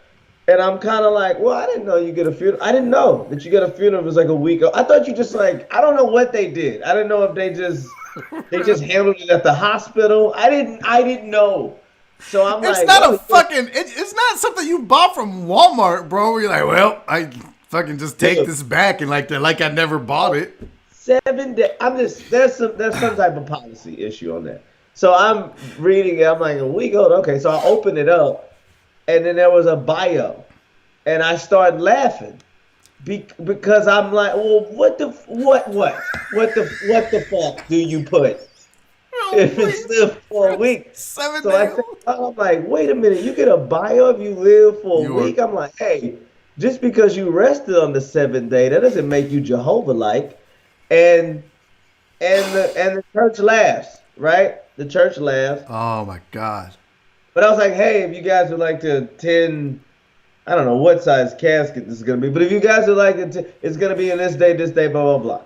So my dad gets up on the pulpit, and I'm done with the announcement. He gets up and he goes, "Hey guys, just so you know, that's Sister Tutson's son." Pointing to my mom. That's her son. And I was like, man, and I got back on the mic and I go, dude, that's mighty foolish of you to raise me all of these years off just word of mouth. That's very silly. Oh my God. So he was dude. First of all, knowing you, I don't know you all that well, but I know you enough to know that that's probably 100% true because you don't give a fuck. People were upset. They were like, "Can you just don't give a fuck? We don't need the commentary." There's a live crowd here. What am I supposed to do? How about not comment on a 7-day-old dead baby, bro? Okay, this is the thing. It didn't register to me it was a baby until it was like 3 months later. I was like, yo, that was a child. I just saw it as a person. Like, oh, this person only lived a week. Damn, that was quick. Like, you just kind of bro. Shit, it entered and exit. That was quick. And then 3 months later, I was like, oh, that's why people felt weird. It was a baby. Yeah. Oh, kind of sad. Although you raise a really interesting point. You get a bio after 7 days. That's legit. I was doing comedy for 7 years and I couldn't write a bio. I was like, I don't know what the fuck to put. What are your accomplishments? Oh, man. Yeah. At 7 days old, what have you done? Dude, if you do that, I don't even know. This is what made me mad about the bio. It started with the birth. I feel like if you do a bio for something that lives for a week, you should start with the conception. We're like, hey, so we met at Mardi Gras, and like a penthouse letter and shit. I'm gonna need all the details. The child, he developed well. It was very second trimester. He did not like watermelon for whatever reasons. Watermelon did not agree with the child. You gotta start there. Fuck, you just come out the gates. It was born. No shit. Bro, you are. Oh, you be glad your dad's a pastor. You are going to hell, dude. Man, when it little fucking like a shoe. Dude, the casket was this big, dude. It was fucking. They fucking brought the baby out. They brought the baby out like. They brought the baby out like it was a fucking platter. Like it was just like, yeah, we're gonna pizza. Gonna serve this baby to God. Like it was fucking weird, dude. Oh my God, Trey, you are awful. They laid the baby down on a serving table. It was like you can view the. You are going to hell, dude. Please don't do this on stage. I would like your career to end well. I used to. You used to do this bit on stage? I used to. And then some veteran comics was like, don't do that bit on stage. Too green. That's what they say. You're a bit too green. Well, you know what would happen? I don't know if you've ever had this happen to you before, but what would end up happening is there would be somebody in the audience that lost a baby. This happened. And then they would be like, because weren't you the one that got into a fight with a dude with no arms? Yes, I did. And you almost lost. I just want to point that out. But Just fucking with you. He didn't lose, guys. He did kick the tip jar at you in a very. He kicked the tip jar at Can me. you please tell the people that story? I don't even do the bit. I don't want you to do bits that you do on stage, but this story really happened. Tell me, because I want the details that aren't funny. But it's one of the literally, Trey. I have the saddest comedic existence. People only want 2 stories from me. Okay, tell me about the 7-day-old dead baby and y'all's girlfriend, and tell me about the time that you got attacked on stage by the guy with no arm. Wait. The 2 most unlikely things. Wait, your wife and y'all's girlfriend? We'll get into that later. So let's start off. Yeah. You want to hear it? So Andy, no, hold on. Andy Huggins is in the chat because I have a chat room over here. That's why I keep looking over there. I'm not ignoring you. I'm just seeing what the chat is. But Andy Huggins was in the chat. He put, it wasn't much of a fight. I was there. Andy was there. Andy was there. The funniest thing, dude. This is what I'll even end it with what Andy said. So we're at the show. There's 2 couples there. There's a lady there with a guy that's in a wheelchair. And then there's the lady that's with the guy with no arms. And off bat, everybody's looking at them like, how did this happen? Like, you see one person with a handicapped person. You don't see, you don't see the double date. This is weird. Like, were y'all just hanging out at disability clinics? Like, I don't know. But they're at the show, man, and not to diss anybody handicapped, but they're stereotypically handicapped. They have an attitude, they're mean, they're rude, they're being very, like, you can tell they didn't want to laugh. They were just like, no to everything. Mm-hmm. And everybody hated them through the night. And I got to go and laugh. So I go up, and I was just like, oh boy, here y'all are here with this weird substitute teacher vibe. You're acting like it's your classroom. You don't have nothing. So we're there. So then they get up, and I was like, man, I really hope that you guys leave. So they get up, and I'm just like, I hope that you told half the crowd that. What'd you say? I'm like, that way the rest of us can have fun. Yes. Because y'all are here ruining the fun. This sucks. So I go, okay, cool. So they get up and they get ready to leave. Well, which is weird. As I think about this story, it doesn't make sense. Fucking no arms dude he went to go close out the tab. I just, as I'm really thinking about this shit, as I'm really thinking back, he's closing out the tab. He's got his credit card between his toes and shit. It's pre-COVID, by the way, but I don't fucking know how you. So anyway, he's like going to the closet, and she's standing by the door, and the mean lady in the brown jacket, she's with the no arms guy.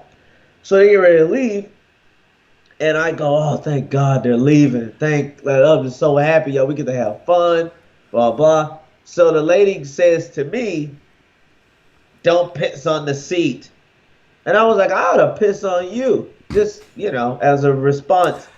And when I said that, no arms dude kicked the tip jar, and it hit my shoulder, then it hit the wall, and then he comes charging at me. And dude, I didn't know what to. It was one of the things where I'm like, well, he's probably gonna swing, and I'm like, no, he's not. No, he's not. No. And I put my hand up to kind of get space in between us. And dude, he just kept charging like an angry chicken. That's the best way to describe it. Like, very giraffe style. Oh, giraffes are so tall, they kind of glide. Like, he kind of like fucking James Brown slid up to me. And I got his arm there to cause the friction. And then another comic came up who was on probation, scooped him up, and just kind of tossed him outside. And he was like laying on the ground. He was flopping like a fish. And dude, here's what trips me out. When he kicked the tip jar. How far away was it? Oh, dude, not far at all. Okay. Maybe 4 feet. But that's still pretty good to be able to kick it, hit you in the shoulder at the same time. That's pretty accurate. Yeah, I was like, boy, he's really good with his feet. And but this was messed up, man. Brown Jacket got in the car, which I still don't. Let's say he beats everybody up in the bar, and he has to hurry up, and with no arms, right? And he has to hurry up and flee, right? You're in the car. He's just standing there with no arms, like, bitch, open the door, unlock the goddamn. He's just standing there, fucking. Maybe he goes. Maybe it's Dukes of Hazzard style, and he just dives in like a missile in the back seat. She rolls the window down. Yeah. This lady was clearly with him for that check. She didn't give a fuck. Once he kicked the jaw, she was like, well, he fucked up now. And she just picked up the car. I've told him about this shit. But after that, you didn't punch him. You never hit him one time. No, I could. I just once. I'm not a violent person. Mm-hmm. I don't have it in me. I mean, my wife has pushed me to those limits, but that's marriage. So, wow. Let's go back to dead babies. I should say that. I mean, I feel like it's fair. She got bigger shoulders than me. I just feel like that's an even fight. I'm built how I'm built. She's as strong as she is. Is she stronger than you? Not anymore. No? She used to be. My wife used to bench press and squat more than me. Damn. But I wore her down. Oh my God. So I cut you off. You were finishing the story. I get back on stage, I get ready to do whatever, and I'm talking, and Andy, I go, Andy, have you ever seen that in comedy? He goes, 36 years in comedy, never seen that before in my life. He was just like, I've never seen that before. Can I get a ride? Yeah, can I get a ride? Andy's so funny, and he has seen it all, but I guarantee you he's never seen a no-arm dude rush the stage.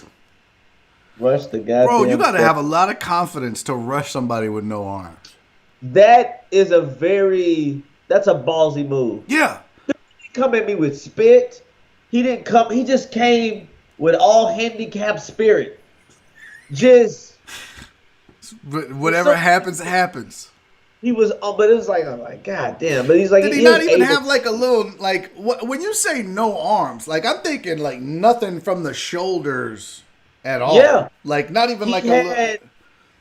Nothing. He had just two just two collarbones. I don't know how to describe it. He just had just this shit. Man.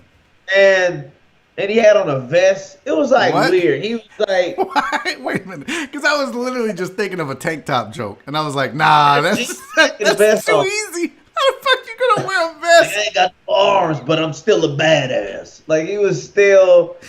I don't have any shoulders to hold this vest on, but fuck it, I'm gonna still wear it. It was the weirdest shit I'd ever seen in my life. That is weird. Have you ever had any other kind of confrontation on stage? Yeah, I mean, man. I did. I remember. Now, like, you mean somebody rushing the stage? Never had anybody rush the stage. I've had people say ridiculous things. When I did this funeral gig one time, like a long time ago. My dad's bragging. He's like, wasn't for a 7-day-old, was it? No, that would have been great. I would have been loaded with material. I would have actually had shit pertaining to. I'd have been present on stage, to say the least. Yeah. And we go to this family reunion, and my dad's bragging, hey, my son's a mediocre comedian. And they were like, oh, yeah, he does comedy? Okay, well, we got a talent show this weekend at the family reunion. We got a talent show. Have them do some jokes there. So I did jokes for the family. I just kind of used everything everybody was saying to each other and just turned them into bits, and it went over fine. It was like, this guy's funny. So somebody was there, like a friend of the family, and they came up to him, and I was like, hey, we've got a funeral tomorrow. You want to tell some jokes? I'm like, I don't know if that's the proper set. It was like, we'll pay you $500. I was like, well, where are y'all burying this asshole? So I show up, man, and they're outside at the grave site. Like, it's at the burial. Like, they got the tent up and the casket's there, and the pastor's up. People are sobbing. And the pastor's up, and he's just like, yeah, and he prays, and he goes, so it says here I got word that we will be having a comedian. Come on up, brother comedian. So that's what he called me, brother comedian. So I come on up, brother comedian. So I go up to do the jokes. I go up, and as he calls me up, the two people that invited me clap. Like, they're the only two people that clap. They're the only ones into it. Everybody's looking like, what the like, this shit is inappropriate. It hadn't even started. I'm brand new. I'm as green as the fucking grass that's going to be on top of this dude. I don't know how to, like, whatever. I just go straight into my jokes. I was at the store the other day. I'm fucking doing my bits, right? Like some type of fucking fucking funeral Johnny Carson. Like, I'm doing a fucking Carson set at the funeral. Great to be here, folks. Thanks for having me. Okay, you ever go to the store? So, so what do you do for a living? I'm doing crowd work and shit. So y'all know each other. You just fucking. What's happening? No, but Barry, look. Oh my god, that's so funny, dude. Dude, I started doing my jokes. I'm getting like some tee-hees from the people that invited me, and then I'm like, I'm about 4 minutes. I'm about 3.5, 4 minutes in. Now, how much were you supposed to do? How much did they pay you to do? They paid me to do 15 minutes. Wow. And I talked them down because they had this burial site for half an hour. So they wanted me to do like 30 minutes. And I was like, listen, I didn't have 30 minutes. I had like 5 minutes. Looking back, I was like, look, I think for everything that's happening, you could probably get by with me for about 15 minutes. And they were like, that's fine. Fine. All right. So I go about I'm doing the bits and stuff. Dude, in the middle of me doing the bits, some big dude that's in the front row, he's got his big suit on, just a big bald-headed dude and shit. He was just like, as I'm telling the jokes, he just goes, this ain't the time or the place, my nigga. He was just like, he said that like 3 times, dude. This ain't the time or the place. And I was like, all right, guys, that's my time. And the preacher comes back up and he goes, let us pray one more time. Let's just go ahead and fucking pray. And the couple comes over and meets me, gives me the money. And my dad was like, how'd it go? How the fuck do you think I can't believe you said yes to that shit. Dude, they said $500. Oh, okay. I ain't gonna lie. I never made doing comedy. I'm like, yeah, fuck yeah, I'll do that show. Fucking funeral. I don't know this guy. It was a lady. It's like her grandmother or something. Oh my god, dude! PayPal Pete in the Twitter said this is everything I expected it to be and more. Appreciate the super chat, Jeremy. Oh, there's another one here. Oh, the show title should be All Handicapped Spirit. Oh, what did Andy say? Andy said something, brother dead meat. And then G. Gonzalez said, man, Trey's hilarious. Thank you for the super chats, fellas. Wow. So hold up 1 second. Hold up, Barry. I don't just meander for a second. What's wrong? Hey, keep it down. She's gonna come in there and whip your ass. Now, tell me about this, because I didn't know this. You're in an open relationship. What is this called? Because you said you and your wife. Don't ask right now because she can hear me or what? No, fucking that, dude. What am I gonna do? It's my life. So what is this? What is this? We're not in an open relationship. Okay. What happened was how the fuck can I put it? Basically, my wife challenged me. She was just like, I don't think you got it like this. I don't think you could even, because she pitched this to me a while back. I don't know if she was joking or what. She was like, what if we had a girlfriend? And I was like, I at the time, I was like, I didn't believe in my dick at the time. That's the best way to put it. I was like, I already locked in one woman.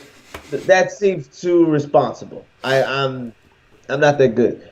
But then she kind of was challenging me. I brought it up to her. I was like, maybe you brought up the thing about the girlfriend situation. She was like, yeah. And I was like, I think I know I could for sure probably pull it off. She was like, I don't think you got it like that. Ooh. I was like, what if I could show you that I do? She was like, if you get a yes from her, then you get a yes from me. So I called the girl up and I was like, hey, you want to be my wife's girlfriend? Blah, blah, blah. She was like, I want to, but I don't know if she's down. She was like, well, she said, if you get a yes, if I get a yes from you, then I get a yes from her. She goes, all right, well, yes. So we met up later at an IHOP and we to discuss the terms. That's where this is like a fucking scene from a mob movie. You met at an IHOP? That was my centerpiece. Dude, anytime we had like trouble in the relationship, we would meet up at that specific IHOP. Have you had trouble between the three of you? Trouble in paradise. Let's talk. Let's reset. We're at our safe haven. Dude, they fucking knew us there. I need a Rudy Tooty. We need to iron this out over a fucking Rudy Tooty. We'd all go there and get hot chocolates. That's it. Why wouldn't you just meet at your house? Because then if you worked it out, y'all can fuck afterwards. This was funny. I am probably the only dude to have a wife and a girlfriend and be homeless. I was homeless at the time. What? And man, I haven't made good decisions. Aside from taking funeral gigs and commenting on 1 week old babies, Those are the only 2 times you've ever done right in your life. Yeah, I was we was like not in a good space at the time, and but we ended up getting a place together. We all three ended up getting a place together. So all 3 of y'all live together now? Not now. It ended. Everything ended. I'm extremely bored. Marriage is boring. Like, yeah, hello, it's marriage. Like, it took a while because I didn't really hang on wife because I don't like her. She's not one of my favorite people. It's like, meaning just like, if I had to choose who I wanted, I love my wife to death. I would not want her to leave. I wouldn't want to lose her. But I also would much rather not hang with her. I have a theory, okay? Okay. I have a theory that, because, if vaginas didn't exist, we wouldn't have women. We would not be married to we would not be married to women. We would be married to our best friend. Think about that. Who would you rather be with?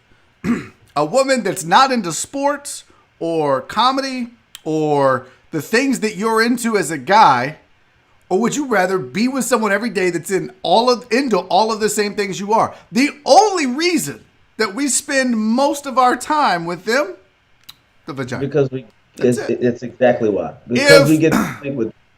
If your buddy Frank had a vagina, I'm telling you right now, you and Frank would live together. Yeah, we'd be together. That's why I'm not against being pansexual. Because you're like, well, what if I find the right guy with a vagina? What if it happens? Trey's like, I can't believe I said that. I'm gonna put that on Twitter. I have to address her. This is like a thing. Put her on the camera. Put her on. Tell her to join. I want to ask. I got questions. No, put her on the camera. I've met her before. She knows me. Put her on the camera.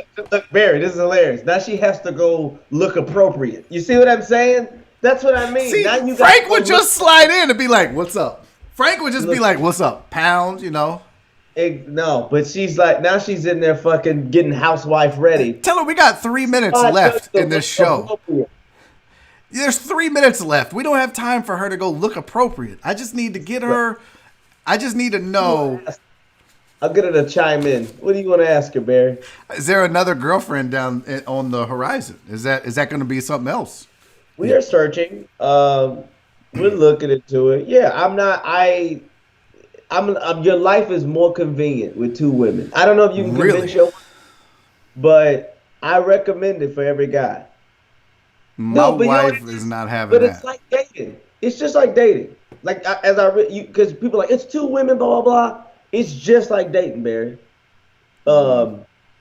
There's good ones and then there's bad ones. Like there's like, you a cool hang, you a cool sexually, but you're not the one. Okay. And then we just move on, and then we like, hey, this is our girlfriend. This is it. Now, my would you- wife has terrible taste in women. It's up to you. Now, would you be cool if she wanted to add a dude to the relationship? No, that's how suicide, what is it called? Murder-suicide happens. Come here for 1 second. Is that really? So you're selfish, bro. Yeah. You're selfish. Barry act for you. Come on. Hey. Hey, Barry. How are you, sweetie? I'm doing really good. Like, really good. My birthday's tomorrow, so I'm like super duper excited. Yeah, your birthday's tomorrow. Bro, you forgot? Yeah, for a second. He's lying. He better have not forgot. You got time to go get her something. We were just talking about you guys and your relationship and the openness of it, and I asked him, and he said no, but I'm going to ask you, is there plans to add a second dude to the relationship?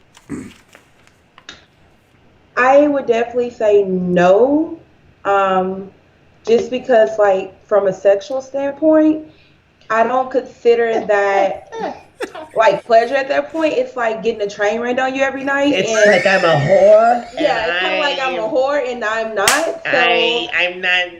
We can fuck bitches together all day long, but I need just one guy at a time, and that shit ain't gonna work for me. No, I love the but like. See, this would never be a conversation between me and my wife. Never. Why? We're just like we're not because we're selfish and jealous. First of all, you need to throw your credits in her face. You gotta be like, I had a show, okay?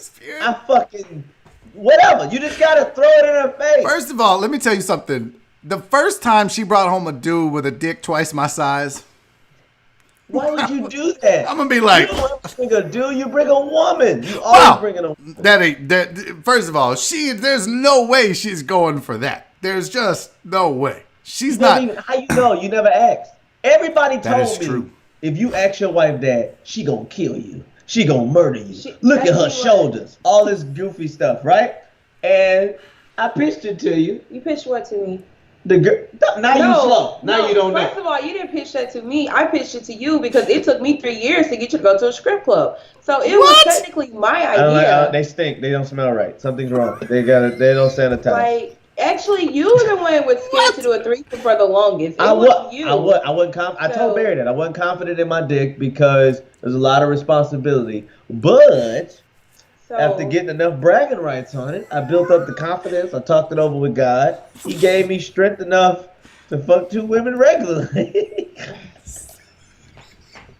Y'all it was a fantastic time. How do y'all not have a podcast, bro? How do you guys? I'm trying to start it. I don't know what I should do. Y'all need your own show, for real. This is.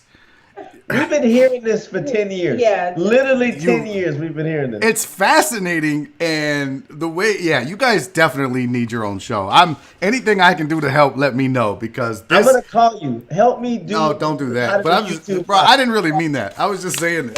Damn, I knew it. You pulled. I got my own shows to do. Huh? That's what black relatives do at a funeral. If you need anything, call me. I'll make sure you gonna get through it. First time you call, shit, hell no, they grieving. Let me not call, they grieving. I ain't got time for this shit. I'll call them when they stop missing them. Bro, I'm the family member that I'm like, anything you need, you just call me. And then as soon as we leave, I go get my number changed. They're gonna call. I know they're gonna call. I'm gonna stop at the AT&T store on the way home and get a new number. I don't have time. I just promised some relatives some bullshit. I gotta get a new number. Listen, I gotta go. This show is almost over with, but I mean it. If you guys want help getting your own show started, I'm more than happy to do that because you guys are hilarious and I think it's a fascinating story and I think you should try it. I really do. I think you should do something like that. You guys hit me up at any time. Trey, I appreciate you doing this, my friend. Can you tell happy birthday? Happy birthday. Everybody in the chat is telling you happy birthday, too. Thank you. Oh, my God. Thank you guys so much. Don't look at me like that. Don't nobody like your ass, honey, just so you know. Please, honey. Get on. Them big-ass hands. Go plum. Oh, my God. Go plum. Dude, this was outstanding, Trey. I appreciate you so much, man. Thank you for being on time. That was great. Oh, dude, I was on time for black people. Thanks for napping through the beginning. Hey, were they on time during the civil rights movement? Oh, don't. When Martin Luther King was like, "We gonna march," was everybody there at 3 o'clock, or was it like, where they waited like, fuck, like? Have you gotten to do that? Like, what are we fucking? 4 o'clock, we gonna march. I swear, 4 o'clock. I don't know. Did you ever get to do your bit? Because when we were doing that show, and I won't throw him under the bus, but when we were doing that show, we were all told we couldn't do any jokes about the current situations. Yeah. Have you gotten to do those jokes yet? Because they were fucking hilarious. I open with it. Good. Every time I go on stage now. And they kill. Just because it's the most fun to see white people uncomfortably laugh. Right, Negroes? They don't know how to fucking feel. I agree. Wait a minute, what? Oh. That's great, dude. They matter. They matter? Oh my god, dude, you are hilarious, Trey. When I put this up, I was like, man, y'all write this name down because I'm telling you, one day, and I can't wait to see it happen, homie. Thanks, man. I appreciate that. I'm excited for you. Your career is going to be amazing, dude. And I mean it. I mean it. You have my cell phone. We've texted. You hit me up if you have questions. I'm helping you guys get started, man. Oh, thanks, man. I appreciate it, Barry. For real. Right. This was a lot of fun. And it flew by. It really did. I can't believe that was 43 minutes. Yeah. And I didn't even get to talk to you about sports. I know. We're going to do it again. Will you come back again? The people I know are going to want you back. You'll come back again? Yeah, let me know. Okay. Just let me know. Guys, Tre Tutson, man. Trey, I appreciate you, homie. Thank you, man. That was buddy. Tre Tutson, everybody. As advertised, right? As billed. I told y'all that dude is fucking... It's literally one of the hardest things to do is to not just sit there like a fanboy and laugh at this dude. I'm missing the super chats. Who did I miss? I got G Gonzalez in. He said, man, Trey's hilarious. He really is. You guys need to go support Trey on the Instagrams. PayPal Pete said, ask him about the hate crime. Damn, Pete, I'm sorry. Thank you for the super chat. I'm sorry I missed that. I'm going to get him back, and we will absolutely ask him about the hate crime next time. I saw another... This was my team. Where'd it go? Mimi Mo just said, awesome. Thank you, Mimi. I appreciate the super chat. Thank you all for being here today. Thank you all for tuning in. That was a lot of fun, man. And I'm telling you right now. Oh, look at Pamela said, just now I received my koozie, my bag, my picture of Oliver, the show, and the thank you card from Barry. Thank you. Love the show. Pamela, thank you. I love you. Donna, you sweet thing, thank you for the super chat. I'm glad you enjoyed the show. I love you too. I love all you guys so much for making this possible every single day. Thank you guys for being here. Thank you for tuning in every day. I know I ask a lot of you. Do me a favor and tell a friend. Maybe just send them a link to the YouTube channel, youtube.com/barryisfunny. Tell them, hey, if you like to laugh, you like to be entertained, go check it out. Help me spread the word. Let's get more deckheads on board because this is so much fun with you guys, and we're going to grow this together. So one more time, thank you to Tre Tutson for joining me. Thank you to my sponsors, Hempfeeda, BeerChronicle.com, NFLDraftLounge.com, and Gooseworks. Please support them like you support me. It helps us keep the show going. Thank you guys so much. Be safe and love each other. I'll see y'all tomorrow.